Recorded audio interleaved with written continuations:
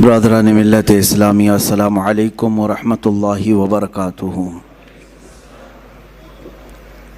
الحمدللہ الحنان المنان الذي خلق الانسان وعلمه البیان، والصلاة والسلام على رسوله سید الانس والجان وعلى آلہ واصحابہ ذوی الخیر والاحسان، اما بعد فاعوذ باللہ من الشیطان الرجیم، بسم اللہ الرحمن الرحیم۔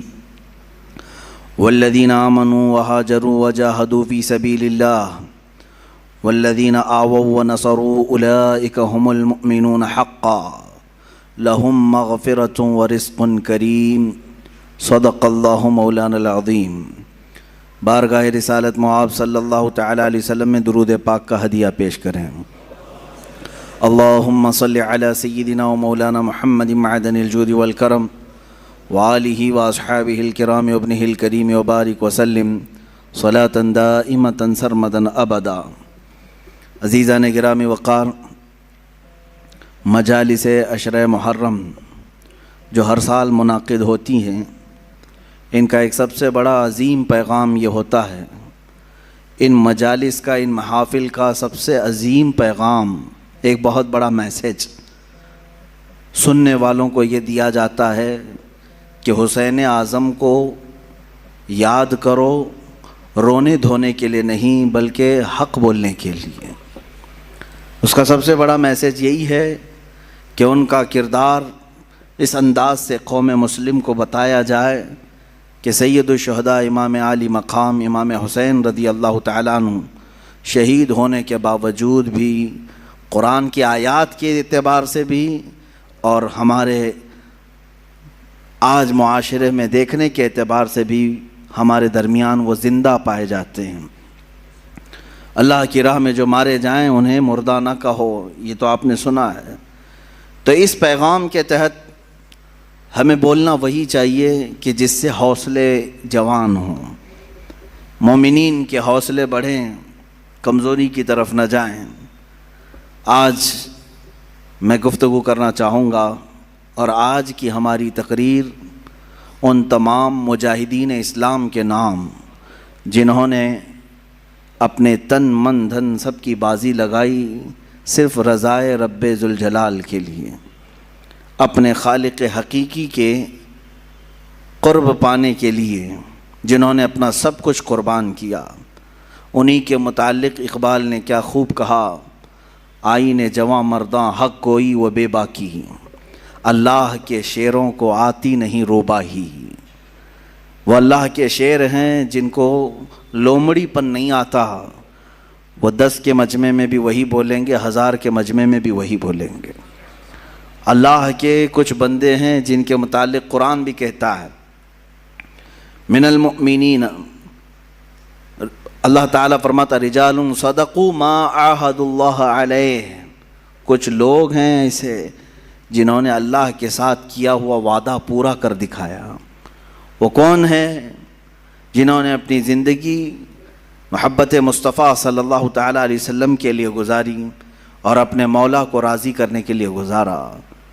عزیزان گرامی، ایک بہت لمبی فہرست ہے، میں ان تمام مجاہدین کو سبقاً نہیں بتا پاؤں گا، اجمالاً ضرور عرض کروں گا۔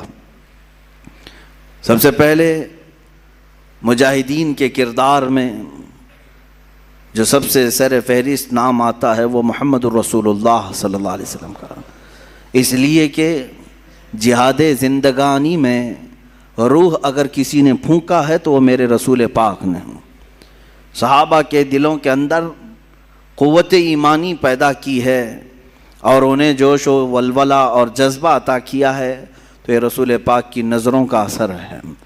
میرے آقا صلی اللہ تعالیٰ علیہ وسلم کی بارگاہ میں رہنے والے یہ وہ صحابہ، بظاہر اسباب ان کے پاس کچھ بھی نہیں تھے، مال و دولت کی شدت سے کمی تھی، بسا اوقات ایسا بھی ہوا ہے کہ ان کے پاس کھانے کے لیے کھجوریں تک نہیں رہ گئی ہیں، ایک کھجور ہے، اسی کھجور پر 10 لوگ گزارا کر رہے ہیں۔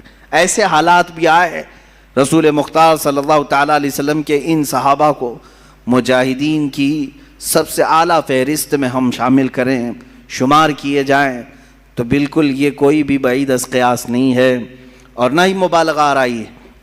صحابہ اکرام رضوان اللہ تعالیٰ علیہم اجمعین، جن کے ہر ادا کو آج قوم مسلم کو چاہیے کہ وہ آئیڈیل بنائے اور اپنی زندگی کا نمونہ حمل بنائے۔ حضور اکرم صلی اللہ تعالیٰ علیہ وسلم کے ان صحابہ کی جو تربیت ہوئی ہے، آپ تصور کر سکتے ہیں، سوچ سکتے ہیں کہ جو اپنے گھر بار چھوڑ آئے ہیں، جن کے پاس مالی اور معاشی اعتبار سے بہت زیادہ تنگ دستیاں ہیں، لیکن جب وہ جنگ میں اڑ جاتے تھے، اللہ اکبر، انہی کے متعلق کہا، یہی وہ صحابہ تھے جن کے متعلق اقبال یوں کہتا ہے، ٹل نہ سکتے تھے جنگ میں اگر اڑ جاتے تھے، پاؤں شیروں کے بھی میدان سے اکھڑ جاتے تھے۔ یہ وہ جماعت تھی جن کا یہ نعرہ تھا، تجھ سے سرکش ہوا کر کوئی تو بگڑ جاتے تھے، حق سے سرکش ہوا کوئی تو بگڑ جاتے تھے، ارے تیغ کیا چیز ہے، توپ سے بھی لڑ جاتے تھے۔ یہ ان کا خوف نہیں تھا، مختصر سے ضرور تھے، طاقت اور اسباب میں کم تو ضرور تھے، لیکن ایمان کا جو ولولہ ان کے اندر تھا، دنیا کی کسی قوم کے اندر وہ نہیں پایا گیا، کسی قوم کے اندر نہیں پایا گیا۔ سلام ان مجاہدین کی تربتوں پر، قیامت تک مولا ان کی قبروں پر رحمت و انوار کی بارشیں فرمائے۔ عزیزان گرامی، رسول مختار صلی اللہ تعالیٰ علیہ وسلم کی کیمیا اثر نظروں نے انہیں جس پائے کا بنایا تھا، سچ کہا شاعر نے، خود نہ تھے جو راہ پر اوروں کے ہادی بن گئے، کیا نظر تھی جس نے کہ مردوں کو مسیحا کر دیا، ایک عرب نے آدمی کا بول بالا کر دیا، خاک کے ذروں کو ہمدوش سریا کر دیا۔ یہ مصطفیٰ کریم صلی اللہ تعالیٰ علیہ وسلم کی کیمیا اثر نگاہ تھی کہ جو صحابہ اکرام رضوان اللہ تعالیٰ علیہ مجمعین کو بہت ساری خصوصیات کا حامل بنایا۔ وہ لوگ جو مدینے میں یا مکے میں پہلے چھوٹی چھوٹی باتوں پر لڑ جاتے تھے، 120 سال تک کے ان کی جنگیں ہوتی تھیں، بڑے ان کے اندر برائیاں پائی گئی ہیں، عرب کے معاشرے میں سنتے رہتے ہیں آپ تاریخ، لیکن وہ انقلاب کیسا تھا جس کو میرے آقا صلی اللہ علیہ وسلم نے انہی صحابہ کے درمیان پیش کیا، اور اس جماعت کو ایسا تیار کیا کہ ان کا مثل اور ان کا مثیل آج تک کوئی نظر نہیں آتا۔ صحابہ اکرام رضوان اللہ تعالیٰ علیہ مجمعین، ان میں جو مجاہدین صحابہ ہیں، ان میں سے مختصر چند صحابہ کی سیرت لیتے ہوئے ہم آگے بڑھتے ہیں۔ اسلام کیسے پھیلا ہے، اسلام کیسے پھیلا ہے؟ آج یہاں مسجد میں بیٹھ کر کے کچھ لوگ یہ سمجھتے ہیں پھولوں کی سیج پر سج کر ہمارے گھر میں آ گیا ہے، ہم باپ سے مسلمان ہیں، ماں سے مسلمان ہیں، اور اب تو لوگوں کو، ہمارے بچوں کو ایسا بھی لگتا ہوگا کہ بڑے کا گوشت کھانے والا مسلمان ہوتا ہے۔ آسان کام تو ہے میرے عزیزو، اس اسلام کو ہم تک پہنچانے کے لیے جن مجاہدین نے اپنے مجاہدانہ کارنامے نمایاں انجام دیے، ان کی ایک بڑی لمبی فہرست ہے، طویل فہرست ہے۔ آج جو تم سکون کے ساتھ مسجدوں میں نمازیں ادا کر پاتے ہو، یا پھر تمہارے گھروں میں آج دین اسلام کی جو بہاریں ہیں، ان کے پیچھے قربانیوں کی ایک لمبی قطار ہے، قربانیوں کی ایک بہت لمبی فہرست ہے۔ رسول مختار صلی اللہ تعالیٰ علیہ وسلم کے وہ صحابہ جن کی زندگیوں کو دیکھے مشقتوں کا سامنا، مصیبتوں کا سامنا جو کرنا پڑا، یہ کربلا کے بیانات میں ہونا ضرور چاہیے۔ جہاں ہم حسین اعظم کے مجاہدانہ کردار کو بیان کرتے ہیں، ساتھ ہی رسول پاک کے دیگر جانثار صحابہ کی جہاد کو بھی ہم بیان کرتے ہیں، ان کے مجاہدانہ کردار کو بھی ہم بیان کرتے ہیں۔ اس کی وجہ یہ ہے کہ میرے عزیزو، صحابہ اکرام اور اہل بیت ہمارے لیے دونوں ہی عظمت کے حامل ہیں، اور ان دونوں کے ساتھ ہی ہم جنت کے طلبگار ہیں۔ میرے آقا صلی اللہ تعالیٰ علیہ وسلم کے یہ چند صحابہ جن کے کردار کے متعلق میں عرض کر رہا ہوں، اے نوجوانوں، وہ معاشرہ کیسا تھا جس میں باپ اور بیٹا اس بات پر لڑ رہے ہیں کہ کل بدر میں مجھے جانا ہے کہ تم کو جانا ہے۔ کوئی کھیل کے گراؤنڈ میں نہیں جا رہے تھے، بدر کے میدان میں، مدینے سے 160 کلومیٹر کی دوری ہے، باپ اور بیٹا رات کے وقت گھر میں لڑائی کر رہے ہیں اس بارے میں۔ بیٹا کہتا ہے نہیں میں رسول پاک کے ساتھ جاؤں گا، باپ کہتا ہے نہیں میری عمر زیادہ ہے، میں رسول پاک کے ساتھ جاؤں گا۔ بیٹا کہتا ہے آپ بوڑھے ہو چکے ہیں، جوانوں کی وہاں ضرورت ہے۔ ان دونوں کی تکرار ہوتی رہی، یہاں تک کہ دونوں نے قرآن اندازی کی، चिट्ठी डाली जाए, जिसका नाम निकले वो जाए हुजूर के साथ। अजीज़ान गिरामी, कुरान अंदाजी की गई। एक बार जब चिट्ठी डाली गई तो उस जवान का नाम आया, दूसरी बार डाली गई फिर उसका नाम आया, तीसरी बार डाली गई फिर उसका नाम आया। तो फिर जो बूढ़े थे, बाप थे, वो झिल्ला करके कहते हैं ये कुरान अंदाजी सही नहीं हो रही है, चलो हुजूर पाक के पास जाकर के हम कह लेंगे। उन्होंने ये सोचा कि मैं नबी कौनैन को मना लूँगा। हुजूर पाक सल्लल्लाहु ताला अलैहि वसल्लम के पास आए, कहा आका कल आप जो जा रहे हैं, बेटे और मेरे दरमियान ये तकरार चल रही है। बेटे ने कहा आका हमने घर में कुरान अंदाजी भी की, अब्बा उस कुरान को मानते नहीं हैं, उस कुरान अंदाजी को नहीं तस्लीम कर रहे हैं। या रसूल अल्लाह आप फैसला फरमा दे। मेरे आका ने दोनों के जज्बे को देखा, जवान भी जज्बे में कम नहीं है, बूढ़ा भी जज्बे में कम नहीं है। यही है आईने जवां मर्दी हक गोई वो बेबाकी, अल्लाह के शेरों को आती नहीं रोबाई। इनमें से कोई ऐसा नहीं है जो बहाना ढूंढ रहा हो कि मैं घर में बैठ जाऊं तू चला जाए, बल्कि वो बहाना ढूंढ रहे हैं कि कोई हम में से आगे बढ़ करके हुजूर पाक का दिफा कर सके, पहरा दे सके। रसूल पाक सल्लल्लाहु ताला अलैहि वसल्लम ने उन दोनों में देख करके फिर जो बुजुर्ग थे, सहाबी थे, उनसे कहा आप घर पर रहें, घर पर रहने की अगर ज़रूरत है तो आप अपने जवान बेटे को हमारे साथ भेज दें। मेरे आका का ये फैसला आना था, इसके बाद तो फिर किसी को पर मारने की भी जसारत नहीं होती। लेकिन जानते हैं वो मंजर कैसा है जब वो बूढ़े सहाबी धाड़े मारकर रोते हुए घर वापस आए। कहा ऐ काश ये बुढ़ापा ना होता तो मुझे रसूल पाक के साथ जाना मयस्सर होता। ऐ मेरे अजीज़ों, यहाँ लोग हीले बहाने करते हैं और बहुत सारे बहाने तलाश करते हैं कि कोई उज़्र तो आ जाए, मुझे बाहर निकलना ना पड़े, मुझे हुजूर पाक की बारगाह में दिफा करने के काम में छुट्टी मिल जाए। जैसे लोग कहते हैं नहीं मौलाना अभी ये हालात हैं, मेरी वो नौकरी है फलां, मेरी वो हालात हैं, फलां के साथ हमारे ताल्लुकात हैं, बोलेंगे तो बड़ा मसला हो जाएगा। एक साहब हमसे कहने लगे पार्टी हाई कमान हमें निकाल देगी।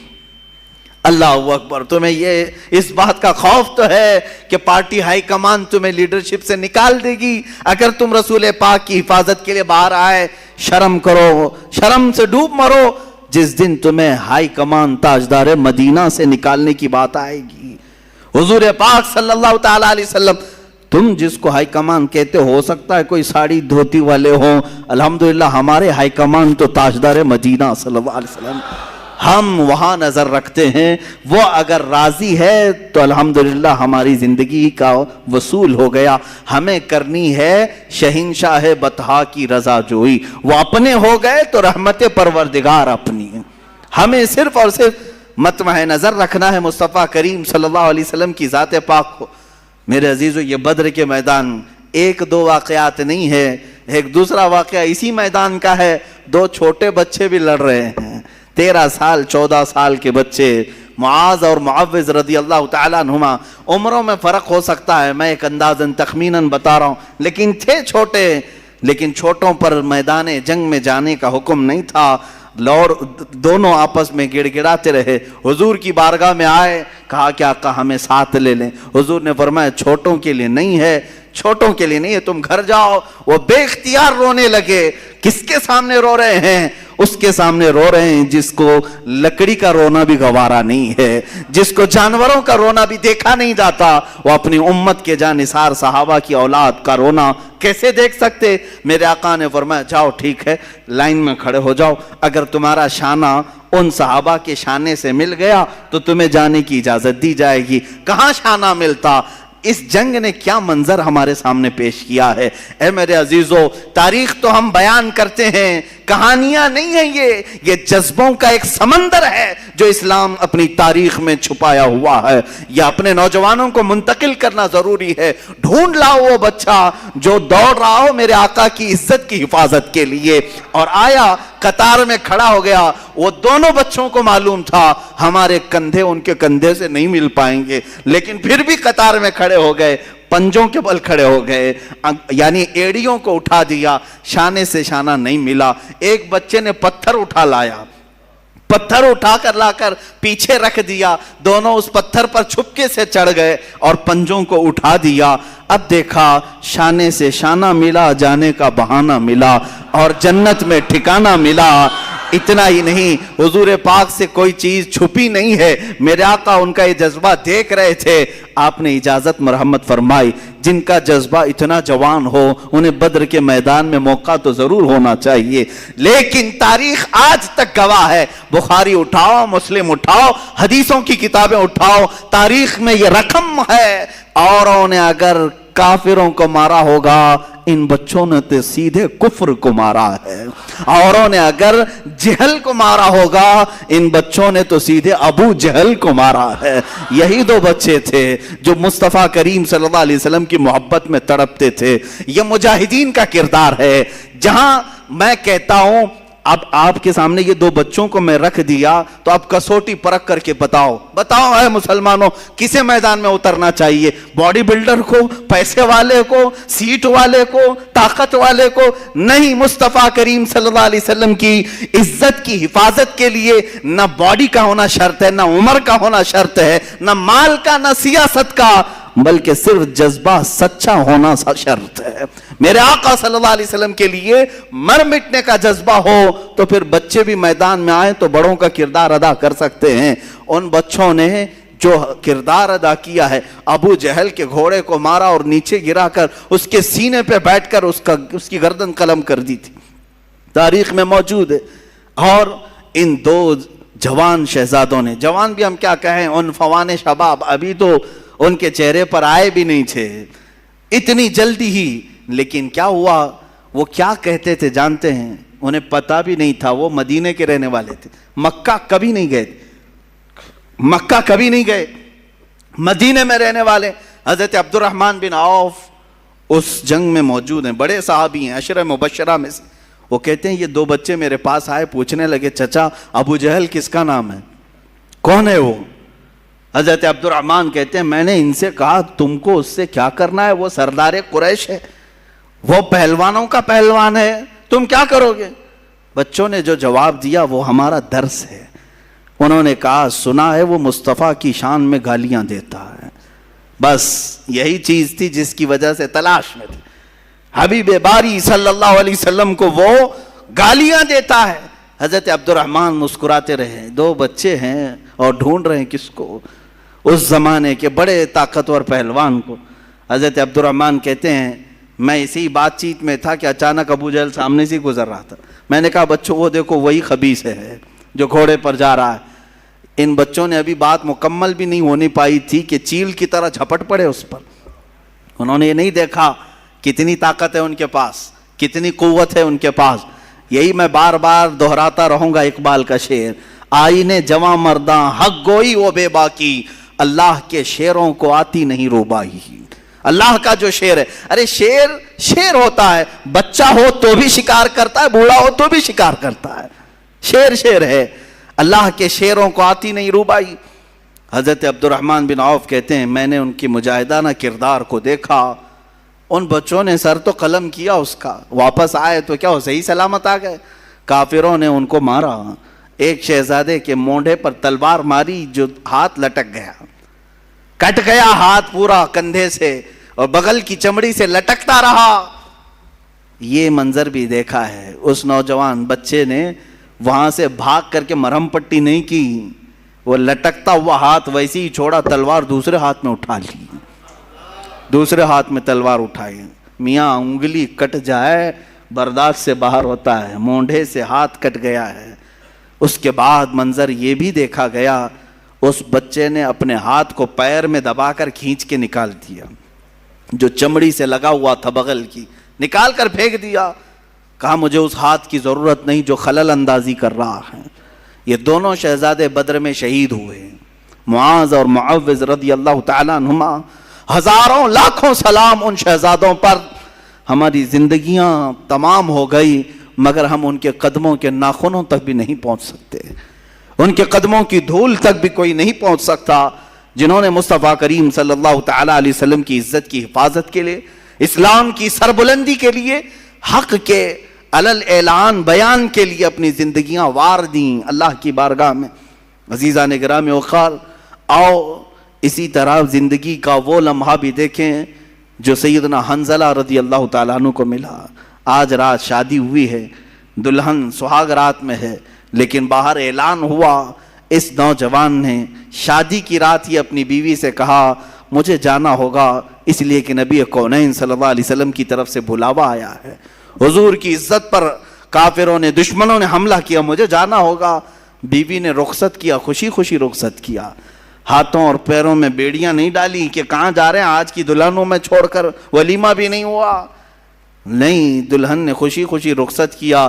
وہ حنظلہ بھی آئے میدان احد میں اور دوسرے دن جام شہادت بھی نوش کیا، واپس نہیں آ سکے، واپس نہیں آ سکے۔ کون ہے ہم میں سے جو یہ قربانیاں پیش کر سکتا ہے؟ اے نوجوانوں، باتیں کرنا بہت آسان ہے، لوگوں کے درمیان جواں مردی کی باتیں پیش کرنا یہ بہت آسان ہے، عملی میدان میں اتر آنا یہ بہت کمال کی بات ہے۔ اللہ تعالیٰ جس سے چاہے کام لے لے۔ وہ صحابہ کے کردار ہم کیوں بیان کرتے ہیں؟ اس لیے بیان کرتے ہیں کہ تمہارے اندر سے بزدلی دور ہو جائے، خوف نکل جائے۔ تم جن چیزوں کو لے کر کے ڈرتے رہتے ہو، میرا کیا ہوگا، میرے بچوں کا کیا ہوگا، میرے گھر کا کیا ہوگا، کون ان کو دیکھے گا، میں اگر کہیں چلا گیا، مجھے اگر بند کر دیا، ظالموں نے مار دیا، یہ سوچ خالی تمہاری ہے۔ ان صحابہ کو کبھی ایسا سوچنے میں نہیں ملا؟ کیا ان کی بیویاں نہیں تھی، ان کے بچے نہیں تھے؟ ان مجاہدین اسلام کا کوئی تھا ہی نہیں، وہ جو اس طرح سے حضور پاک کے لیے نکل پڑتے تھے۔ اے نوجوانوں، ان کی بھی خاندان تھے، ان کی بھی جائیدادیں تھیں، ان کے بھی مال پراپرٹی تھے۔ سیدنا عثمان ابن عفان رضی اللہ تعالیٰ عنہ کے کتنے بڑے کاروبار تھے، کتنے بڑے پراپرٹیاں تھیں، لیکن مجھے یہ بتاؤ ان صحابہ کی پراپرٹیاں، جائیداد، مال، دولت، اولاد، باغیچے کبھی بھی حضور کے اور ان کے درمیان حائل نہیں ہو سکی، کبھی بھی آڑ نہیں بن سکی۔ فرق صرف یہی ہے کہ آج ہر چیز ہمارے سامنے آڑ بن جاتی ہے، آڑ بن گئی، مائیں آڑ بنتی ہیں، باپ آڑ بن جاتا ہے۔ اگر کوئی جوان اٹھتا بھی ہے، حق بولنے کی بات کرتا ہے، تو اس کے گھر والے ہی سب سے پہلے اس کے ہاتھ پیر میں باندھ دیتے ہیں، حالات خراب ہیں، تو کہاں جا رہا ہے، مولانا بولتے رہتے ہیں، ان کا کیا ہوتا ہے، تو مر جائے گا، یہی سب تو باتیں آتی ہیں۔ یہ بزدلی جو آج گھروں میں سکھائی جا رہی ہے، جن ماؤں نے اور جن بہنوں نے اپنے بھائیوں کو اس طرح کی باتیں سکھائی، مت جاؤ ان کی باتوں پر، یہ جوش کی باتیں کرتے ہیں، میدان میں لے جا کر کے مار ڈالیں گے، وہ خود تو زیف رہیں گے، تم اندر چلے جاؤ گے، مارے جاؤ گے۔ ٹھیک ہے تم اس طرح تربیت کر لینا، لیکن ایک وقت آئے گا جب تمہاری عزت پر حملہ ہوگا، تب بھی یہ جوان باہر نہیں آ سکے گا، نہیں کھڑا ہوگا۔ چیلنج کرتا ہوں، لکھ کر کے رکھ لینا، تم نے اس کو روکا ہے اللہ اس کے رسول کی رضا کے لیے، اللہ اس کے رسول کی رضا حاصل کرنے جانے سے تم نے روکا، تو پھر تمہاری حفاظت بھی یہ کبھی نہیں کر سکے گا۔ یاد رکھنا، جو اللہ اس کے رسول کی رضا کے لیے نکلنے والا جوان ہے، وہ سب سے زیادہ اپنے گھر کی حفاظت کرنے کا اہل بھی ہوتا ہے، وہ اپنے بھائیوں، بہنوں، ماں، بچیوں سب کی حفاظت کا اہل بھی ہوتا ہے۔ خیر، سیدنا حنظلہ رضی اللہ تعالیٰ عنہ مجاہدین میں ایک اعلیٰ کردار کا نام ہے۔ عمار بن یاسر، حضرت یاسر رضی اللہ تعالیٰ عنہ مجاہدین میں ایک اعلیٰ کردار کا نام ہے، اور سیدنا خالد بن ولید سیف اللہ المسلول مجاہدین کے ایک اعلیٰ شخصیت کا نام ہے، جنہوں نے حضور پاک صلی اللہ تعالیٰ علیہ وسلم کے ساتھ جنگیں لڑی، حضور کے زمانے میں بھی، حضور کے بعد بھی۔ یہ ایک ایسے مجاہد کا نام ہے جس سے آج بھی دنیا کانپتی ہے، آج بھی دنیا کانپتی ہے۔ لوگ چاہتے ہیں کہ خالد بن ولید کے اوراق کو بند کر کے رکھیں، کبھی نہ اٹھائیں، ان کا مطالعہ نہ کیا جائے، ان کی سیرت نہ پڑھی جائے، اس لیے کہ معلوم ہے اچھوں کی سیرت پڑھنے کے بعد اثر ضرور آتا ہے، اثر ضرور آتا ہے۔ خالد بن ولید رضی اللہ تعالیٰ عنہ وہ مجاہد صحابی جن کو اللہ کے رسول نے سیف اللہ کہا ہے، یہ اللہ کی لٹکتی ہوئی تلوار ہے۔ انہوں نے اپنی زندگی میں 125 جنگوں میں شرکت کی، 125 جنگوں میں شرکت کی، اور آپ کو ایک بات بتاؤں، 125 میں سے ایک میں بھی شکست نہیں کھائی، ایک میں بھی شکست نہیں کھائی۔ یہ آپ کو خاصہ تھا، آپ کی اسپیشلٹی. آج اور ایک میں بتا دوں آپ کو، اللہ تعالیٰ نے جو آپ کو خصوصی انعام دیا سارے صحابہ میں، خالد بن ولید کو 125 جنگوں میں شریک ہوئے اور ساری 125 میں فتح یابی ملی، ایک میں بھی شکست نہیں. دوسری خصوصیت آپ کی یہ ہے، دوسری خصوصیت خالد بن ولید رضی اللہ تعالیٰ عنہ جن علاقوں کو فتح کیے 125 جنگوں میں، جن علاقوں کو فتح کیے، آج تک وہ علاقے کبھی کافروں کے ہاتھ میں نہیں گئے. صرف ان کی خصوصیت ہے. بعض علاقے ایسے ہیں جن کو مجاہدین نے فتح کیا، 100 سال 200 سال کے بعد پھر دوسروں نے ان پر قبضہ کر لیا ہے. ایسے کچھ حالات ہوئے ہیں اور کچھ مقامات ایسے ہیں کہ جیسے مثال کے طور پر ترکی میں کئی مرتبہ ایسے حالات آئے، مصر میں ایسے حالات آئے، اور افریقہ میں کبھی کئی مرتبہ ایسے حالات آئے کہ جہاں مجاہدین اسلام نے ان کو فتح کر کے اسلام میں داخل تو کیا، حالات زمانہ کے بعد جیسے بغداد میں ہوا، پھر دوسروں کا قبضہ ہوا، پھر اسلام آیا، ایسا چلتا رہا. لیکن سیدنا خالد بن ولید نے اپنی زندگی میں جن علاقوں کو فتح کیا، اللہ نے وہ انعام آپ کو رکھا ہے. آج 1400 سال گزر جانے کے بعد بھی وہ علاقہ کبھی کافروں کے ہاتھ میں نہیں گیا، کبھی نہیں گئے. یہ آپ کی خصوصیت ہے سیدنا خالد بن ولید رضی اللہ تعالیٰ عنہ. اب ایک بات یہ بھی میں بتا دوں، وہ لڑتے تھے شہادت کے جذبے میں، ہمیشہ شہادت کے شوق میں لڑتے تھے.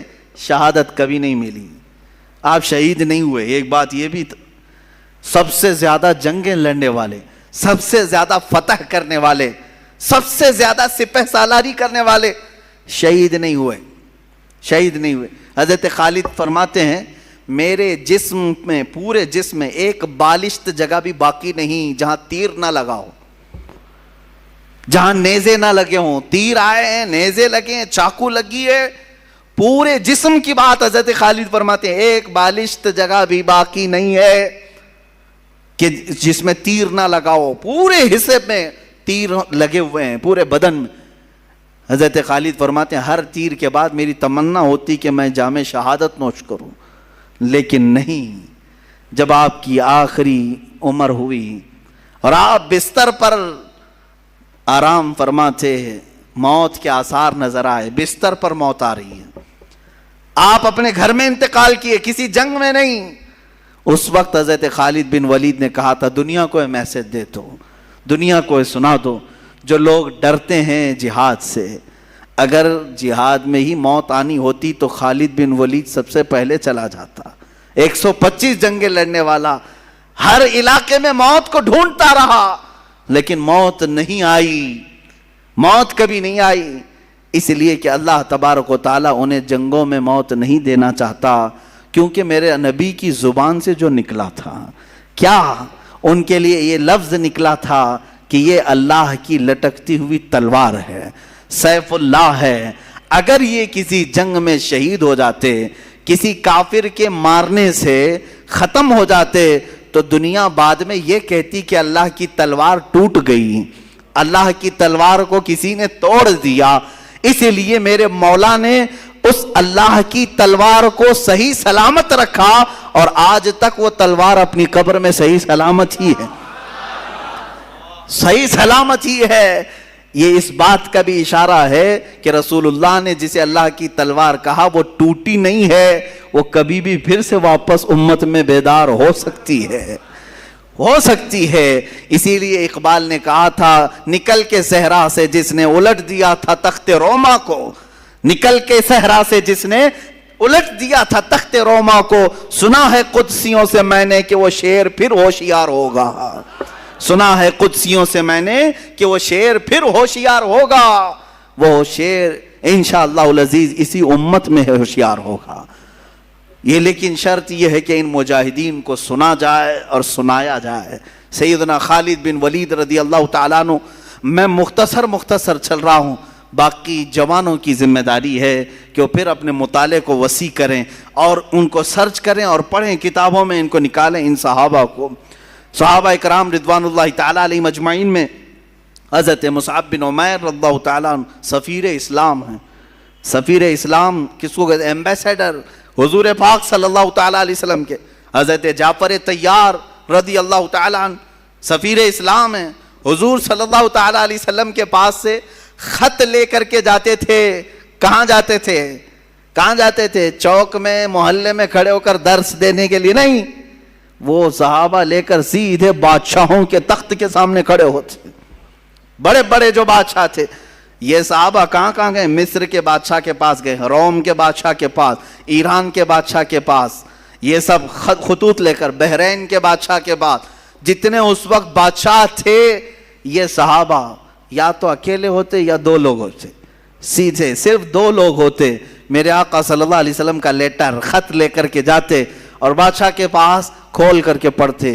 کیا کہتے اس میں؟ ایسا نہیں کہ آپ کی اقبال بلند ہو, آپ کی سلطنت بڑی ہے, آپ کی رعایا ایسے ہیں, نہیں, بلکہ سیدھے کہتے بسم اللہ الرحمن الرحیم, اللہ کے نام سے شروع جو نہایت مہربان رحمت والا. میں محمد صلی اللہ تعالیٰ علیہ وسلم کی طرف سے سفیر بن کر کے آیا ہوں. اے بادشاہ میں تجھے دعوت دیتا ہوں کہ تو اسلام قبول کر لے, اور اسلم تسلم یہ کہتے تھے. حضور کے اکثر خطوں میں یہ لکھا جاتا تھا اسلم تسلم, اسلام لاؤ امن پا جاؤ گے. یہ کس سے کہہ رہے ہوتے؟ وہ اپنے قیدیوں سے نہیں, ملک کے بادشاہ سے. بادشاہ غور سے سنتا بھی تھا, بادشاہ غور سے سنتا بھی تھا. ان دو صحابہ کا رعب کیسا تھا جو تخت کے سامنے کھڑے ہو کر کے بلند و بالا اعلاناً کہتے. کئی واقع ایسے آئے جن بادشاہوں کے سامنے جھک کر جانے کی عادت رہی ہے, رواج رہا ہے, وہاں وزیروں نے کہا کہ نہیں یہاں سجدہ کر کے جانا ہے. یہ صحابہ اڑ گئے, کہا کہ ہم سجدہ تو صرف اپنے خالق کو کرتے ہیں, ہم تو اپنے نبی محمد صلی اللہ علیہ وسلم کو سجدہ نہیں کرتے, اس بادشاہ کو کیا کریں گے؟ وہ جا کر کے پیغام دیتے بادشاہ کو کہ یہ لوگ کہہ رہے ہیں کہ سجدہ کر کے نہیں آئیں گے, جھک کر نہیں آئیں گے. بادشاہ کہتا جیسے آئے ویسے ہی آنے دو. کیا پیغام لائے ہیں؟ کیونکہ عرب میں جو بات پھیلی تھی ہر ایک کو تجسس تھا, ایکسائٹڈ تھا کہ کیا میسج آیا ہوگا پتہ نہیں. حضور صلی اللہ علیہ وسلم کا میسج خط لکھتے اور پتہ نہیں ان کی زبانوں میں بلا کا اثر بھی ہوتا. شاہ مقوقس کو کے دربار میں, مصر کے دربار میں, بادشاہوں کے دربار میں یہ دو صحابہ ہیں جو قاصد بن کر کے گئے, اور کئی بادشاہ ہیں اسی وقت اسلام قبول بھی کی, اسلام قبول کی. بادشاہ کی بات کر رہا ہوں, نجاشی کے دربار میں, نجاشی ایتھوپیا کا بادشاہ, شاہ حبشہ جس کو حبشہ کہتے ہیں, وہ آج کے زمانے میں اس کو ایتھوپیا کہتے ہیں. حضرت جعفر طیار کھڑے ہوئے جبکہ ان کے مخالفت میں ابو سفیان مکہ سے آئے ہوئے تھے کافروں کی طرف سے, ان کے بارے میں بولنے کے لیے کہ ان کو پناہ مت دو. نجاشی نے کھڑا کیا, کہا کیا تم پیغام لے کر کیا ہو, سناؤ ذرا. حضرت جعفر طیار طٰہٰ کی آیتیں پڑھنے لگ گئے. طٰہٰ ما انزلنا علیک القرآن لتشقى الا تذکرۃ لمن یخشیٰ. وہ عرب لوگ تھے اور نجاشی عربی جانتا تھا. جب اس نے قرآن کی آیتیں سنی تو کہا اور کچھ پڑھو, اور کچھ پڑھو. اتنا پڑھایا کہ وہ اپنے کرسی پر ہی جھومنے لگا. اس کے بعد وہ عیسائی بادشاہ تھا, سارے لوگوں کے درمیان کھڑا ہو کر اپنی کرسی سے نیچے اتر آیا اور کہا, اس کے تاریخی الفاظ ہیں کہ جس کا پیغام لے کر کے تم یہاں آئے ہو, سچ بتاؤں میں گواہی دیتا ہوں وہ اللہ کے رسول ہیں. ان کا ہی یہ کلام ہو سکتا ہے, کسی رسول کا ہی یہ کلام ہوگا, وہ اللہ کے رسول ہیں. اور نجاشی نے جو تاریخی جملہ کہا تھا, کہا اللہ کی قسم اگر وہ یہاں ہوتے میں ان کے قدموں کو دھو کر پانی خود پی لیا کرتا. لیکن میرے عزیزوں یہ کردار کس کا تھا؟ ان بادشاہوں کے تخت تک جا کر کے بھی اسلام کی دعوت دینا, یہ وہ صحابہ تھے جن کا مجاہدانہ کردار تو دیکھیں. یہاں لوگ ابھی ڈر کے مارے چھپاتے ہیں, کہتے ہیں نہیں حالات اچھے نہیں, نہ بولیں, ان تمام لوگوں کو برا لگتا ہے. کس کو برا لگتا ہے؟ سارے لوگ اپنے اپنے دین کی بات کر سکتے ہیں اس دنیا میں, تو ہم کیوں اپنے دین کی بات نہیں کر سکتے؟ جو دین اللہ کو پسند ہے, جو دین اللہ کا مختار ہے, اس دین کے بارے میں ہم کیوں نہیں بات کر سکتے؟ ہر ایک کو آج اختیار ہے. آپ نہیں دیکھ رہے آج جو پروپیگنڈا پھیلایا گیا ہے, کوئی ایک مسلمان تبلیغ کرے اور دوسروں کو اسلام کی اچھائیاں بتائے اور وہ اسلام میں آئیں, تو یہ آتنکوادی ہے، باہر سے اس کو فنڈنگ آتی تھی اور یہ دھرم پریورتن کرواتا تھا، اور یہ خود پنڈت آگ کی ہون کروا کر کے کچھ غریب مسلمانوں کو آدھار کارڈ اور الیکشن کارڈ کے نام پر دھرم پریورتن کریں تو کوئی مسئلہ نہیں۔ یہ دگلی باتیں آج ہمیں یہاں دیکھنے کو جو مل رہی ہیں، اس کی وجہ یہی ہے جس کو میں بار بار کہتا ہوں، تم اپنی اگر ذمہ داری چھوڑو گے تو یہ دوسرے کتے اس ذمہ داری کی طرف آنے لگ جائیں گے۔ تم اپنی ذمہ داری کیا چھوڑے ہو؟ جس کو میں کہتا ہوں دیوار کیا گری میرے خستہ مکان کی، لوگوں نے آنے جانے کا رستہ بنا لیا ہے۔ آج جو تبلیغ ایمان والوں کا حصہ تھی، جو ہم بڑھ چڑھ کر کے لوگوں کے درمیان میرے آقا کے اخلاق کریمانہ بتاتے تھے، وہ آج تقریباً لوگوں نے بیان کرنا اور بتانا چھوڑ دیا۔ بیان کرنے کا مطلب صرف ممبر سے نہیں ہے، تمہارے اعمال تمہارے اخلاق سے بھی ہے۔ ہر آدمی حضور پاک کی سنتوں کو اپنے اعمال سے بھی بیان کر سکتا، صرف تمہارے کردار ایسے ہوں جسے دیکھ کر کے لوگ سمجھ لیں کہ یہ جھوٹوں کی جماعت نہیں ہو سکتی، یہ اللہ کے رسول کے سچے غلاموں کی جماعت ہے۔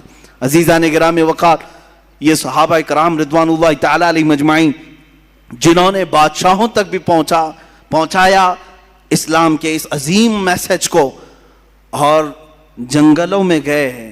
بربر ایک قوم کا نام ہے، جانتے ہوں گے۔ جب کسی کے اوپر بہت زیادہ سختی کی جاتی ہے نا تو کہتے ہیں کہ ظلم و بربریت کا ننگا ناچ ناچ رہا۔ بربریت کیا ہے؟ بربریت دوسری زبانوں میں بھی بربرتا بھی کہتے ہیں، یعنی بہت زیادہ کسی کے اوپر تشدد کیا جائے تو بربر کہا جاتا ہے۔ بربر ایک قوم کا نام ہے، جنگلوں میں رہنے والی بہت سخت قسم کی قوم تھی، تشدد کرنے والی قوم تھی۔ وہ اکثر باہر سے آنے والے انسانوں کو مار ڈالتے تھے۔ جنگلوں میں، افریقہ کے جنگلوں میں رہنے والی ایک قوم، بربر قوم، جس کا سامنا کوئی نہیں کرنا چاہتا۔ نہ ان کو انسانوں کی طرح جینے میں کوئی لطف تھا، نہ مال کماتے تھے، نہ مطلب گھر بناتے ہیں جنگلوں میں اسی طرح پتوں کی زندگی گزارتے ہیں، شکار کرتے کھاتے ہیں۔ کسی کا قتل کرنا، کسی کو پھاڑ دینا، پیٹ نکال چیر دینا کوئی بڑی بات نہیں تھی، معمولی بات تھی ان کے۔ اس بربر قوم کے پاس رسول اللہ کے یہ دیوانے صحابہ اسلام لے کر کے گئے، اسلام لے کر کے گئے۔ اس بربر قوم کے پاس جن کی زبان تک نہیں آتی تھی، صحابہ گئے۔ کیا ان کو ڈر نہیں تھا کہ ہمارے جاتے ہی ہماری شکل و شباہت کو دیکھ کر کے یہ لوگ ہم پر حملہ کریں گے، مار ڈالیں گے؟ نہیں، اللہ کے شیروں کو آتی نہیں روبائی، وہ کسی میدان میں بھی چل پڑتے تھے۔ وہ صحابہ گئے ان جنگلوں میں، ان کی زبان تک نہیں آتی تھی، اشاروں سے انہیں سمجھایا، اشاروں سے انہیں بتلایا بہت ساری چیزیں۔ جب دھیرے دھیرے زبان کھول کر کے انہیں بتایا، ایک بات میں آپ کو بتا دوں، صرف آپ کو کہا گیا ہے کہ تم پیغام پہنچاؤ، دلوں میں اتارنا یہ اللہ کا کام ہے، اللہ کا کام ہے۔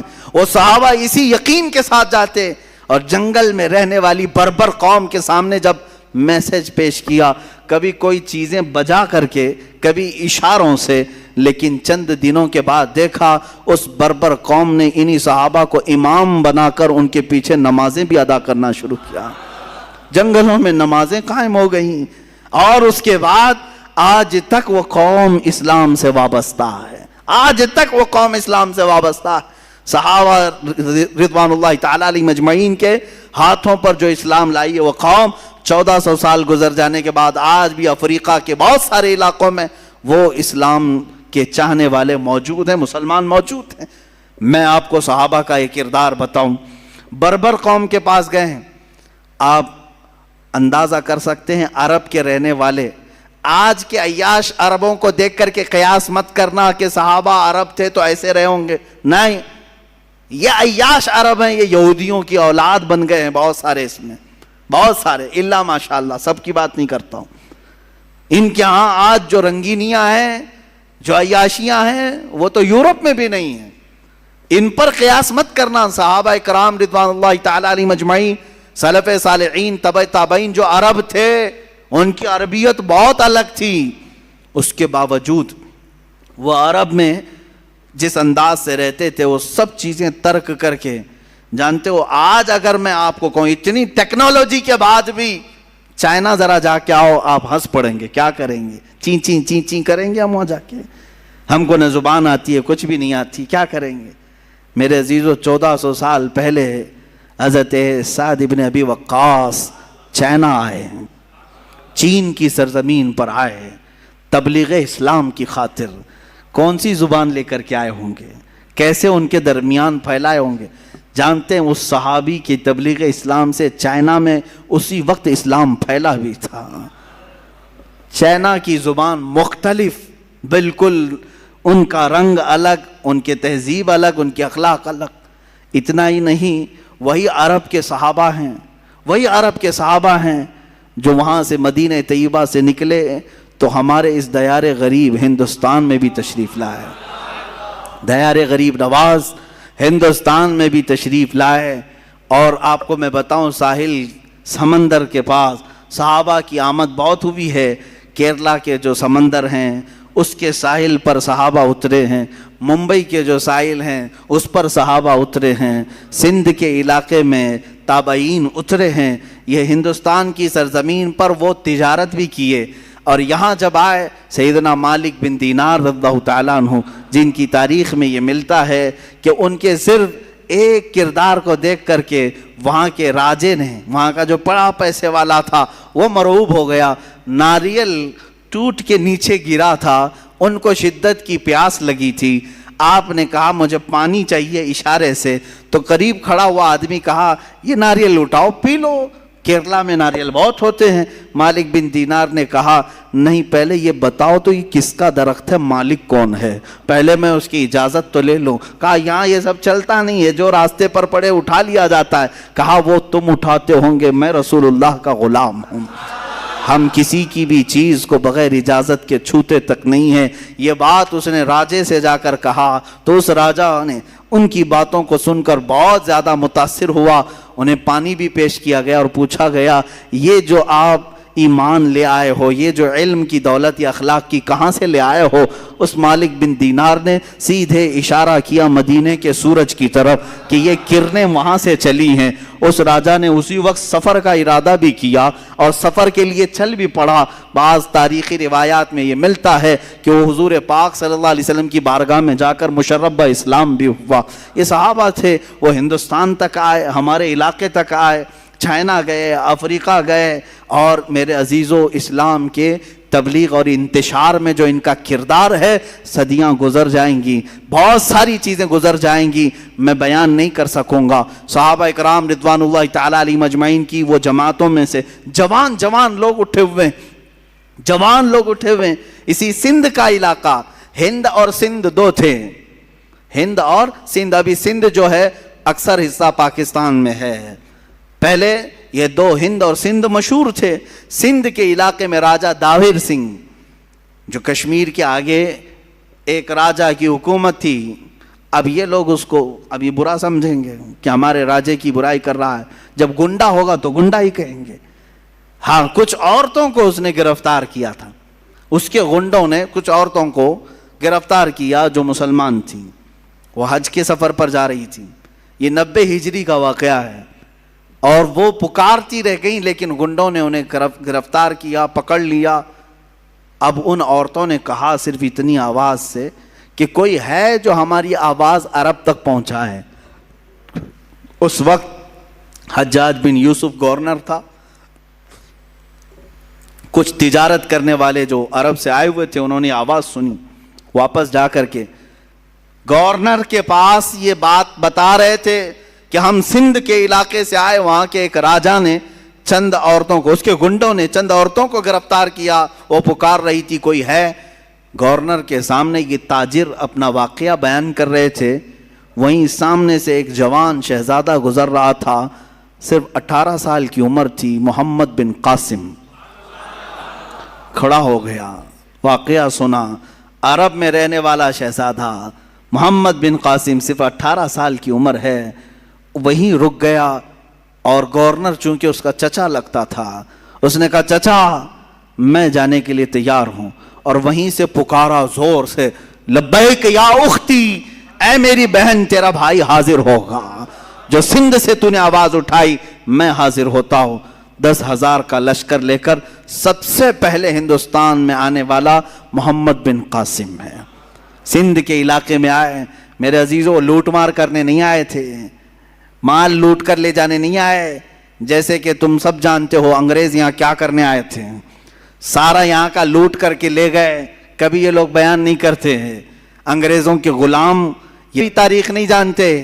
200 سال انگریز لوٹتے رہے، کھاتے رہے، سب انگلینڈ پہنچاتے رہے. اس کے باوجود ان کو صرف خلجی نظر آتا ہے، ان کو اورنگزیب نظر آتا ہے. ارے میاں وہ آئے، یہاں بنائے اور یہیں دفن بھی ہوئے، یہیں دفن بھی ہوئے. ایک اور بات میں بتاؤں آپ کو، یہ بار بار یہ کہتے ہیں باہر سے آئے ہوئے بادشاہ تھے یہ لوگ، باہر سے آئے ہوئے بادشاہ تھے. مجھے یہ بات سمجھ میں نہیں آتی باہر سے کیسے ہوئے، باہر سے کیسے ہوئے. اس وقت جو وہ ہندوستان تھا اس میں افغانستان بھی شامل تھا، پاکستان الگ نہیں تھا، بنگلہ دیش الگ نہیں تھا، نیپال الگ نہیں تھا. افغانستان کا بھی اکثر حصہ اس وقت ہندوستان میں شامل تھا. ہند اتنا بڑا تھا اور یہ جتنے بادشاہ حکومت کیے ان میں سے اکثر کا تعلق اسی افغان سے ہے. یہ باہر سے کہاں سے آئے؟ اس وقت جو اکھنڈ بھارت تھا اسی کے تھے. بہرحال اب پٹی پڑھانے کے لیے، لوگوں کے لیے بیوقوف بنانے کے لیے ان کے پاس بہت سارے طریقے ہیں. میں گفتگو سے ہٹتا نہیں، میں آپ سے یہ کہہ رہا ہوں محمد بن قاسم لوٹ مار کرنے نہیں آئے، وہ انصاف کا ترازو قائم کرنے کے لیے آئے. آ کر کے راجا سے کہا کہ جن عورتوں کو تم نے گرفتار کیا انہیں چھوڑ دو. اس نے کہا تم ہوتے کون ہو، کیسے میں چھوڑ دوں؟ یہ تمام باتیں غرور اور نخوت کی تھی، تکبر اور گھمنڈی کی تھی. پھر اس جوان نے کہا تو چلو ٹھیک ہے، پھر دو بدو ہو جاتے ہیں، مقابلہ کرتے ہیں، جو فتح پالے اس کے حق میں یہ زمین بھی، یہ حکومت بھی اور یہ عورتیں بھی. اس نے منظور کر لیا. اسے یہ معلوم نہیں تھا پہلی مرتبہ وہ جوان شیر سے اس کا مقابلہ ہو رہا تھا.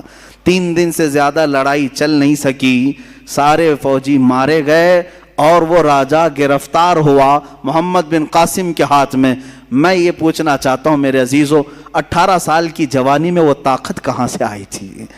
وہ طاقت کہاں سے آئی تھی جو عرب کی سرزمین سے سنگلاخ سفر طے کر کے آیا، پہاڑوں کا سفر، دریاؤں کا سفر اور پتھریلے راستوں کا سفر طے کر کے آیا، اور پھر ان عورتوں کو آزاد کرایا اور لوگوں سے کہا جس کا دل چاہے وہ اسلام قبول کرے، جس کا دل چاہے وہ اپنے مذہب پر رہے. یہ بات میں نہیں کہہ رہا، الہ آباد یونیورسٹی کے ایک بڑے پنڈت ہیں جنہوں نے کتاب لکھی ہے محمد بن قاسم کی سیرت پر، وہ پنڈت خود کہتے ہیں، اس پنڈت نے لکھا ہے کہ میں نے محمد بن قاسم سے زیادہ عدل اور انصاف کرنے والا کسی کو نہیں دیکھا. میرے عزیزو یہی تو اسلام کی خصوصیت ہے کہ یہ جہاں گئے رسول پاک کے اخلاق و کردار لے کر کے گئے ہیں، یہ جہاں جہاں گئے امن کا پیغام لے کر کے گئے ہیں. محمد بن قاسم کے بعد ایک شہزادہ اور بھی نظر آتا ہے جس کی عمر اور بھی جوان تھی، وہ طارق بن زیاد ہے. وہ عرب کی سرزمین سے نکلا اور کہاں گیا؟ اللہ اللہ، اسلام تیرے چاہنے والوں میں کتنے جوہر ہیں، کتنے گوہر ہیں، کتنے چھپے ہوئے لال و موتی ہیں، ایک ایک کے تذکرے سے دل باغ باغ ہوتا ہے. محمد بن قاسم کو بھی دیکھا آپ نے. طارق بن زیاد کون ہے؟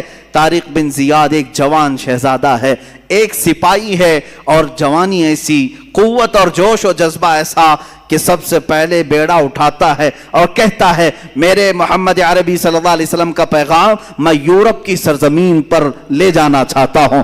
یورپ کی سرزمین عیسائیوں سے بھری ہوئی، مسیحیوں سے بھری ہوئی، صلیبیوں سے بھری ہوئی، اور بہت سخت قسم کے عیسائی تھے. اس وقت جانے کے لیے عرب اور یورپ کے بیچ میں ایک سمندر تھا، میڈیٹرین سی آج بھی اس کو کہتے ہیں. آج بھی ہم نے دیکھا ہے بحر متوسط ایک سمندر حائل ہے. اس سمندر کا سفر طے کر کے ان مجاہدین کو جانا تھا. طارق بن زیاد اپنے جوان لشکریوں کو لے کر سمندر کا سفر طے کرتے ہیں. سب سے پہلے کہاں اترے؟ اسپین میں اترے، جس کو اندلس کہا جاتا ہے. طارق بن زیاد وہاں اترنے کے بعد ساری جگہ کا معائنہ کیا. نئی زمین ہے، نیا علاقہ ہے، نئے لوگ ہیں. عرب کہاں، یورپ کہاں، دونوں کی تہذیب الگ، دونوں کی زبانیں الگ، دونوں کا کلچر الگ. نئی زمین پر آئے. اب ایک بار پھر مڑ کر کے اپنے لشکریوں کی طرف دیکھا. جوان تھے، بھری جوانی تھی سپاہیوں کے اندر، اور کشتیاں بھر بھر کر کے آئے تھے. سب کو بلا کر کے کہا طارق بن زیاد ایک تمہارے درمیان پیغام دینا چاہتا ہے، آج کی شام تک جسے واپس عرب لوٹنا ہے وہ لوٹ جائے، اور جسے رہنا ہے وہ یہی رہ جائے۔ کوئی ہے جو لوٹنا چاہتا ہے؟ شام تک کا وقت ہے۔ شام ہو گئی، ایک بھی سپاہی واپس جانے کی بات نہیں کیا۔ جب کوئی نہیں اٹھا، طارق بن زیاد کھڑے ہوتے ہیں۔ جو لکڑیوں کی کشتیاں آئی تھی کنارے، سب پر گھی اور تیل ڈال کر کے آگ لگا دیا، لکڑیوں کی تھی، جلنے لگ گئی۔ مجاہدین نے پوچھا یہ ہماری سواریاں ہیں، انہیں کیوں جلایا جا رہا ہے؟ طارق بن زیاد نے کہا تاکہ کسی کے اندر بھاگنے کی جرت بھی نہ ہو، خیال بھی نہ ہو۔ ہم رسول اللہ کے وہ دیوانے ہیں، جہاں جائیں گے یا تو جھنڈا گاڑیں گے یا اپنی قبر میں دفن ہوں گے۔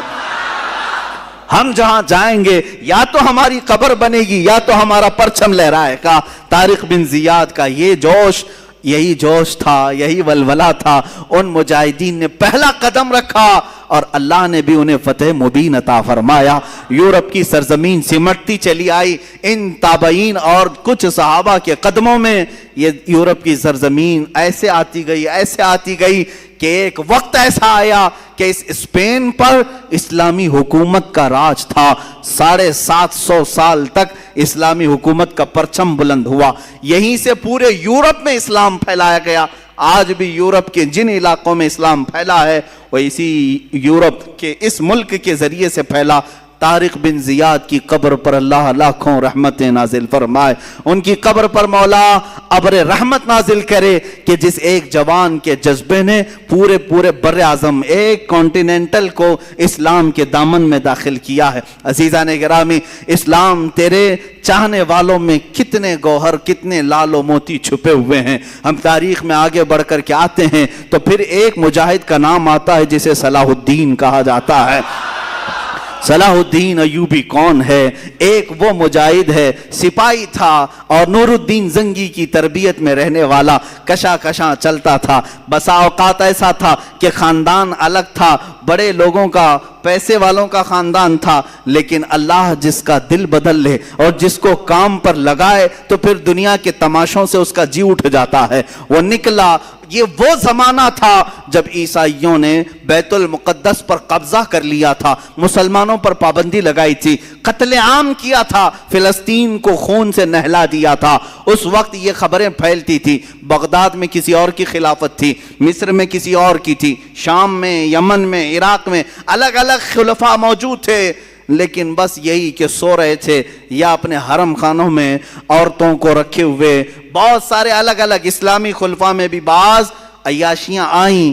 اس زمانے میں یہ اٹھتا ہے ایک سپاہی جس کی راتوں کی نیند بے قرار ہے اور اس کا چین و سکون ختم ہو چکا ہے، صرف ایک ہی سوچ کہ قبلہ اول اگر آج ان لوگوں کے ہاتھ میں ہے جہاں سے میرے آقا کی معراج ہوئی، جہاں میرے آقا نے ہزاروں انبیاء کی امامت کی، وہ اگر آج ہمارے درمیان نہیں ہے تو پھر ہماری کوئی عزت باقی نہیں ہے۔ یہ سوچ لے کر کے نکلا اور اس کے بعد مصر جب تشریف لائے، یہاں پر نور الدین زنگی کے انتقال کے بعد صلاح الدین ایوبی کو سپہ سالار بنایا گیا، مصر کا گورنر بنایا گیا۔ مصر کی گورنری آنے کے بعد سب سے پہلے قسم اٹھاتا ہے یہی صلاح الدین، کہتا ہے کہ اللہ کو گواہ بنا کر کہتا ہوں اس وقت تک چین سے اپنے گھر میں نہیں آؤں گا جب تک بیت المقدس میں اپنا مصلی نہیں بچھاؤں گا۔ اتنا ہی نہیں، ایک جگہ سے گزرتے ہوئے ایک بڑھئی کو دیکھا جو ممبر بنا رہا تھا اور پوچھا بہت خوبصورت ہے، میں خرید لوں؟ کہا لے لو۔ کہا اسی دن یہ نیت کر لیا کہ اس ممبر کو میں بیت المقدس میں ضرور لگاؤں گا، اور وہی ایک حوصلہ ہے، ایک عزم ہے، اور اس کے بعد نکلے۔ کتنی جنگیں ہوئی، کتنے مقابلے ہوئے، اللہ اکبر، کتنی راتیں یہ جنگلوں میں کاٹتے رہے، کتنے ان کے ساتھ ہیلے بہانے کیے گئے، اپنوں نے غداریاں کی، منافقین نے دھوکہ دیا، تقریباً زندگی پر 12 مرتبہ خونی حملے کیے گئے، سر پر وار کیے گئے، کندھے پر وار کیا گیا، لیکن جسے اللہ رکھے اسے کون چکھے، اللہ جس کی حفاظت فرمائے۔ صلاح الدین ایوبی سے جو کام لینا تھا وہ کام لے کر رہا، رب تعالیٰ کی یہ منشا ہے۔ اس کے بعد ایک وقت وہ بھی آیا کہ صلاح الدین ایوبی کی تاریخ میں حیرت کی بات میں اگر آپ کو بتا دوں، ایک وقت ایسا بھی آیا کہ کہ صلاح الدین کے پاس 12,000 کا لشکر تھا، سب سے بڑا لشکر ہے، 12,000 کا لشکر تھا۔ عیسائی کھار کھائے ہوئے تھے، ہر جنگ میں ہارتے تھے، شکست کھاتے تھے۔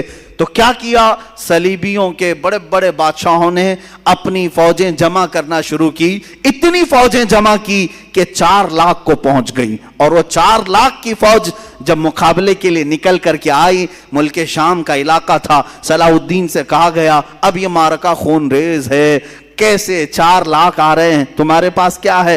12,000۔ سب کو جمع کیا میدان میں، پوچھا صلاح الدین ایوبی نے کہ سنا ہے صلیبیوں نے، عیسائیوں نے 4 لاکھ کا مجمع جمع کر لیا ہے، یہ خونی جنگ ہو سکتی ہے، ہم 12,000 کی تعداد میں ہیں، چاروں جگہ سے اگر وہ حملہ آور ہو جائیں تو پھر ہم مٹھی بھر ہوتے ہیں، تمہارا کیا خیال ہے، ہم یہ چھوڑ کر چلے جائیں یا پھر میدان میں رہیں؟ فوجیوں نے جواب کیا دیا؟ وہ کہتے ہیں کہ ہم کسی ایرے غیرے کے سپاہی نہیں، ہم صلاح الدین کے سپاہی ہیں۔ اللہ کے شیروں کو آتی نہیں روباہی، آئینے جواں مردہ حق گوئی وہ بے باکی۔ اقبال نے سچ کہا تھا، اللہ کے شیر کبھی لومڑی بننا پسند نہیں کرتے، میدان جنگ میں اڑ جاتے ہیں۔ اس کے بعد ہوا یہی، تاریخ نے دیکھا صلاح الدین ایوبی کی 12,000 کا یہ لشکر میدان میں اترا، 4 لاکھ کی فوج کو انہوں نے 3 دن کے اندر اپنی سیاسی بصیرت سے ایسے ٹکڑوں میں تبدیل کیا کہ تقریباً 8 ٹکڑوں میں الگ الگ انہیں بانٹ دیا، الگ الگ طریقے سے۔ اور مقابلے کے بعد تاریخ نے آج، یہ میری اپنی لکھی ہوئی بات نہیں کہہ رہا ہوں، عیسائیوں کے جو بڑے مورخ ہیں، تاریخ داں ہیں، انگلینڈ کے جو بڑے تاریخ داں ہیں، انہوں نے لکھا ہے کہ 4 لاکھ کی ہماری فوج کو صلاح الدین نے دھول چٹا دیا، دھول چٹا دیا، سب شکست کھا کر کے چل پڑے۔ عزیزان گرامی، اسی صلاح الدین نے پھر بڑھتے بڑھتے بیت المقدس کا دروازہ بھی کھٹکھٹایا اور اللہ تعالیٰ نے فتح یابی عطا فرمائی۔ جس دن بیت المقدس فتح ہوا، ظہر کی اذان خود صلاح الدین ایوبی نے دی ہے اور نماز بھی پڑھائی ہے، اس کے بعد ایک بہترین خطبہ بھی دیا اسی منبر پر کھڑے ہو کر کے۔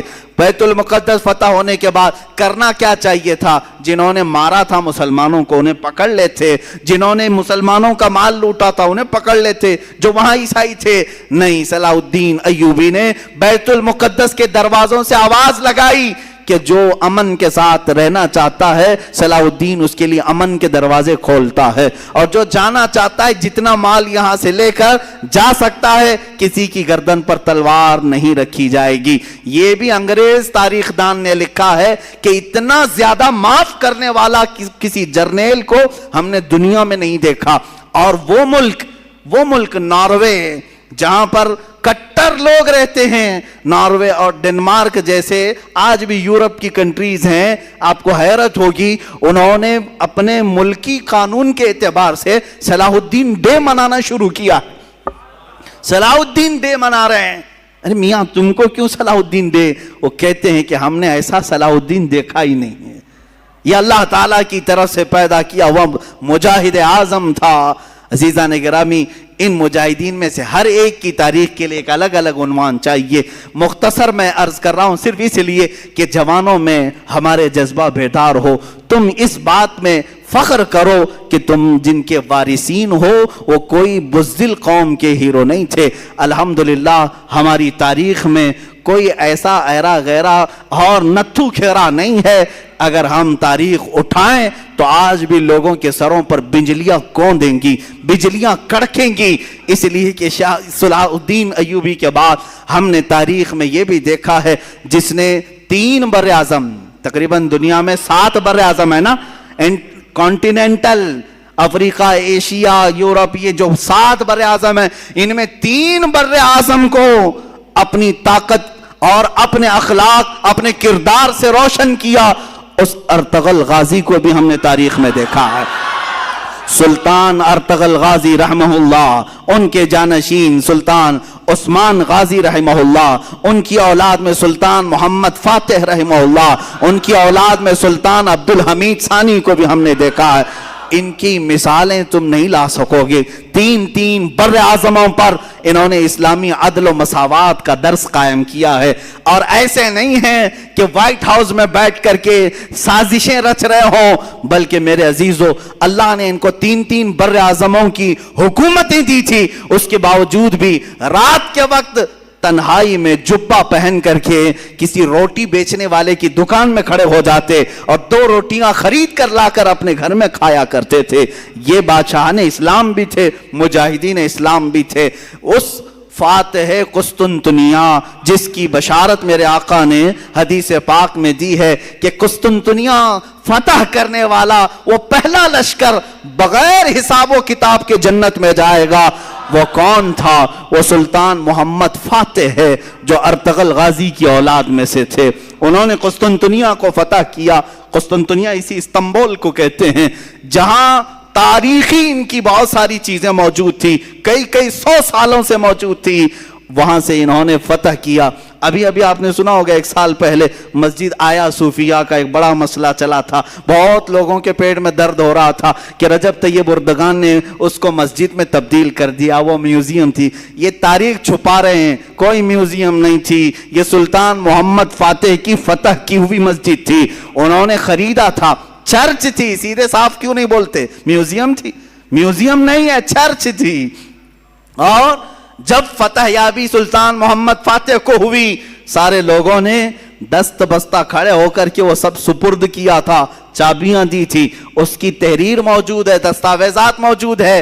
یہ تو ظالم خبیث عیاش مصطفیٰ کمال بادشاہ جو یہودیوں کی اولاد میں سے تھا، یہ سلطنت عثمانیہ کے ختم ہونے کے بعد جو یہودیوں کی طرف سے نافذ کیا ہوا کمال بادشاہ تھا، اس نے اس مسجد کو میوزیم میں تبدیل کر دیا تھا سن 1935 سے لے کر اب تک۔ ہاں یہ اور بات ہے کہ چاہے تم اپنے طاقت اور نشے میں کسی مسجد کو بدل بھی دو، انشاءاللہ رب تعالی وقت آئے گا پھر کسی نائب صلاح الدین کو ضرور پیدا کرے گا۔ ہاں اگر آج ترکی میں کوئی جوان شیر پیدا ہے، اس نے اگر مسجد میں تبدیل کیا ہے تو اللہ تعالیٰ کی طرف سے دیا ہوا اس کو یہ انعام ہے، اور ہم بھی انتظار کریں گے انشاءاللہ العزیز۔ جن مسجدوں کو تم نے آج ہڑپ لیا ہے اور یہاں غیر قانونی طریقے سے عمارتیں بنا کر کے اپنے بھگوا جھنڈے لہرانے کی کوششیں کرتے ہو، 100 سال گزر جائیں، 200 سال گزر جائیں، ہم نا امید نہیں ہیں، ایک دن وہ آئے گا جب وہاں کی دیواروں سے بھی صدائے اللہ اکبر گونجے گی، اللہ اکبر کی صدا ضرور گونجے گی۔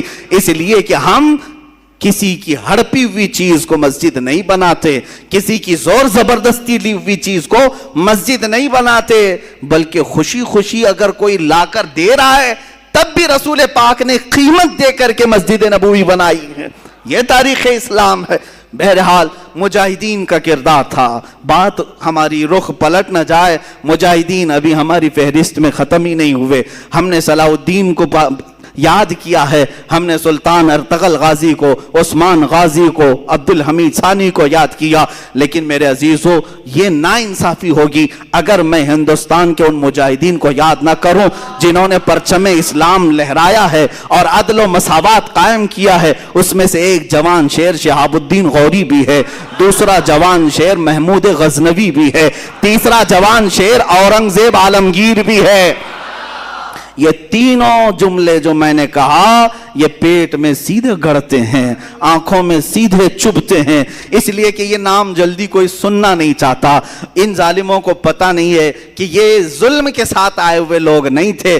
تم تاریخ تو ذرا اٹھا کے پڑھو، کہاں سے اب نفرت کے ماحول میں جی رہے ہو؟ ہندوستان کو آج چند پاکھنڈیوں کے حوالے کیوں کر دیا جو زہر کھول رہے ہیں؟ ہندو مسلم فقط کٹرتا کی باتیں کر کے لوگوں میں نفرتیں پھیلا رہے ہیں، جس کی وجہ سے بہت سارے لوگ اب یہ ماحول کو اپنانے لگ گئے ہیں۔ میں کہتا ہوں عقل مند آدمی وہ ہے جسے چاہیے کہ وہ خود اسلام کو پڑھے، مجاہدین اسلام کو پڑھے، ہندوؤں کو بھی پڑھے، ان کی مقدس کتابوں کو بھی پڑھے، پھر فیصلہ کرے۔ یعنی کوئی نفرت اور تشدد کی بات نہیں ہے۔ یہ آج جس طرح سے بیوقوف بنا رہے ہیں، یہاں ہندو خطرے میں ہے، ہندو خطرے میں، کن لوگوں سے خطرے میں ہے؟ کن لوگوں سے خطرے میں؟ 14% لوگوں سے خطرے میں ہے، 14%، 15% لوگوں سے خطرے میں ہے۔ ارے 20 لاکھ 25 لاکھ کی آبادی ہماری بتائی جاتی ہے، 140 کروڑ کی آبادی میں 140 کروڑ کی آبادی میں 20 لاکھ 25 لاکھ لوگ، باقی 100 کروڑ لوگوں کے لیے خطرہ ہے. یہ بنایا ہوا خطرہ ہے اور کچھ بھی نہیں ہے. بنایا ہوا خطرہ ہے کیونکہ تمہیں معلوم نہیں ہے جس کو تم نے اوپر بٹھایا ہے وہ کپڑے کے سانپ بہت دکھاتا ہے. ہاں پلاسٹک کے سانپ دکھاتا ہے جس سے لوگ ڈرتے ہیں. پکڑ لو تم، پتہ نہیں چلے گا، کوئی سانپ کاٹنے والا نہیں. یہ جتنی اپنے منہ سے پھینکتا ہے وہ سب کپڑے کے سانپ ہیں. یا پھر یہ لوگ آج جو ڈرا رہے ہیں خطرہ ہے خطرہ ہے، میں ان ہندوؤں سے بھی کہوں گا جو سیکولر دماغ رکھتے ہیں، ان کی باتوں میں آ کر خواہ مخواہ بیوقوف نہ بنو. مسلمان یہاں پر کتنے 100 سالوں سے ہے، 700 سال تک جب یہاں اسلامی حکومت رہی تب ہندو خطرے میں نہیں تھے، تب مندریں سلامت رہی. کچھ ہوا مندروں کو؟ 1000 سال پرانی مندر آج بھی ہندوستان میں ہیں کہ نہیں ہیں؟ تاریخ جا کر کے پوچھ لو ان سے ہی، سب مندریں موجود ہیں. جب خطرہ نہیں ہوا 700 سال حکومت میں رہنے کے بعد، اب چلو آزادی کے بعد 70 سال اور بھی گزر گئے، اس وقت بھی خطرہ نہیں تھا. یہ 2014 سے خطرہ بہت بڑھ گیا. کیوں؟ بیوقوف بنا رہے ہیں. ان لوگوں سے خطرہ بڑھ گیا. ارے وہ بھی کن لوگوں سے خطرہ بڑھا؟